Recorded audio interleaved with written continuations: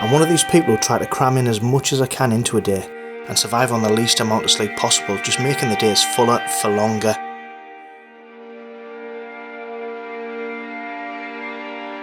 There's nothing more satisfying than being up early each day and watching the world begin to come to life. You get to witness the tranquility of the birth of a new day before the world begins to gather, that mad pace about it. I've always found adventuring to be a great means of escaping the busyness and the complications of this life.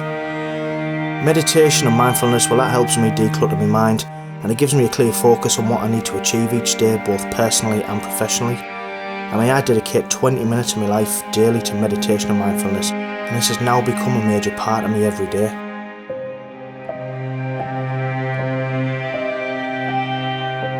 Right now this world's got so much negativity in it, and heading out on a trail and losing myself in nature just has to be one of the best therapies anybody could ask for. I absolutely love the outdoors and the pure feeling of escaping from the madness in the modern world. There's no mobile phone signal, you're having a battle with the weather, the terrain and all that Mother Nature can throw at you, whilst you're getting the opportunity of taking in some of the most awesome scenery that the world can offer. Barefoot adventuring and mindfulness connects me with nature in a very big way. I still remember the day well. Thursday the 18th of July 1985, I was 16 years old. Being told I was a failure and wouldn't amount to anything in this life because I didn't want to follow my dad's footsteps and go and work at the chemical giant ICI. I had other plans for my life. But calling me a failure was the best gift my dad could have ever given me, and it set me up for a lifetime of achievements. I just want to say thanks for that, Dad. I often wonder though how I would have turned out. If I'd chosen that other path, where would I be now? Would I have been as successful in this life with everything that I've achieved so far?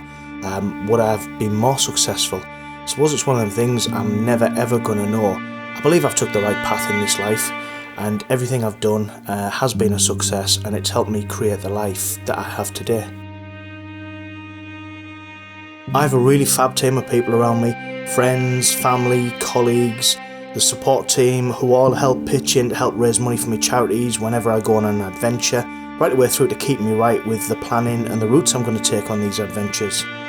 Help I get on my adventure challenges comes in many forms, from the people helping me out with clothing to protect me from the elements, specialist food, and help from the gym to help keep my weight under control, which is a big one for me.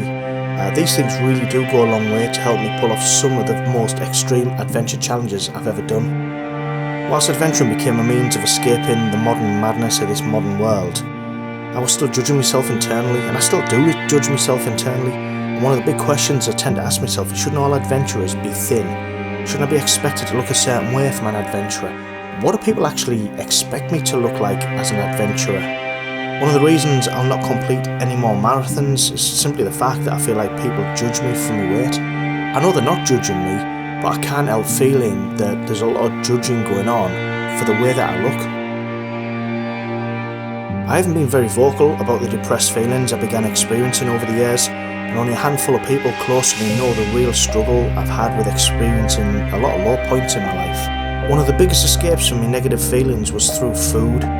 Food is my biggest demon, and I've struggled with weight for years with a complete yo-yo effect. I love food, make no mistake about that, and food was my comfort for all those negative feelings I was processing in my head. Adventuring really excites me, whether it's a couple of hours on the trail or a full-blown extreme adventure challenge that lasts for weeks. Figuring out new routes, working with talented people who can help me plan the adventures, and being at one with nature, it's just absolutely great. It also gives me a chance to have a good catch-up with friends who I don't get to see often due to my adventures. I've always preferred my own company on my adventures.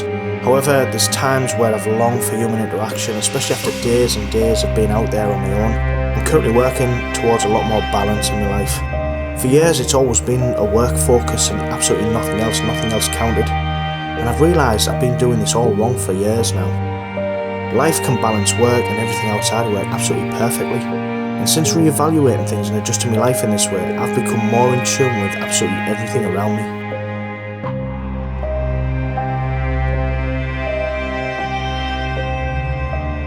I have my best connection with life yet.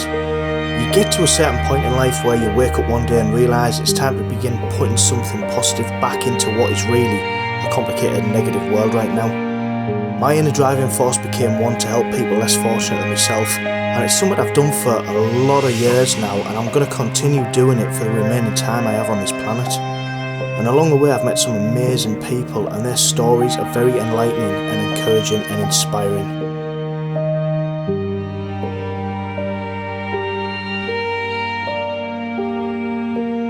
At the end of a typical day, and especially if I've had an active mind from everything that's gone on that day, I have to make an effort to switch everything off in my head. Listening to an audiobook or reading a physical book can often help me begin to deload the day, and at the first point of feeling tired, it has to be book down or audiobook switched off and lights out, because if not, day and night can often merge into one. Wherever possible, I leave the day's events behind on that day, and then I get ready for a wake up to a fresh day and fresh opportunity.